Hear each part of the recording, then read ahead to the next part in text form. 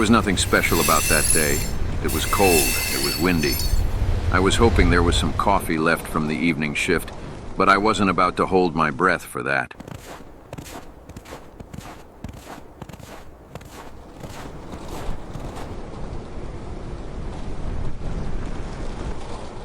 The teletype clattered on. I tore the yellow paper from the roll and carried the strip to the desk lamp.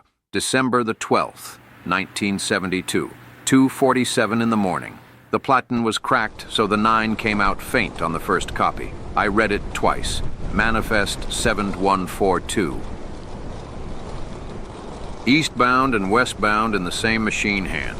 Winnipeg to Saskatoon, Saskatoon to Winnipeg. No intermediate release, track 19. I checked the routing binder before I checked my memory. Memory was not an accepted notation. The plastic tab dividers were yellowed under the fluorescent strip. One tab read closed pending removal.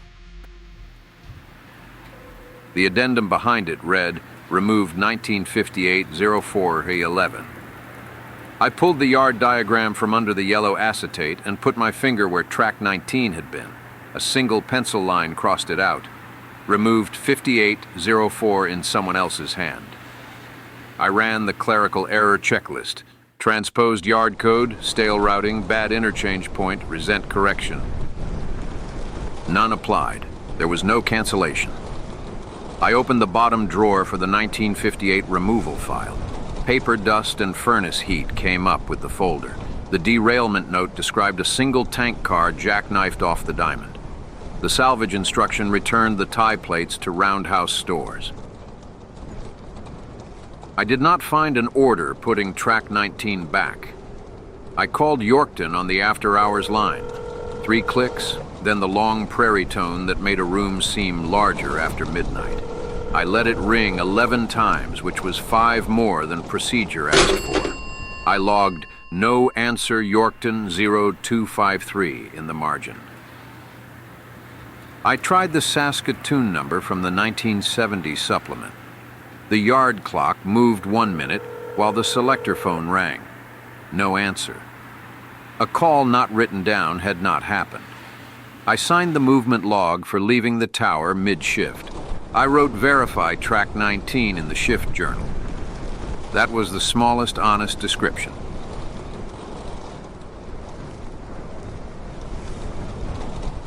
I put on the canvas coat with the torn pocket. I took the flashlight from the nail beside the door and struck it twice against my palm until the bulb stayed lit. I pushed the crash bar with my shoulder. The metal door handle came through the glove as a separate cold. I stepped onto the steel grate landing and went down the 7 steps to the ballast. The sodium lamps made amber pools on the yard snow, black between them.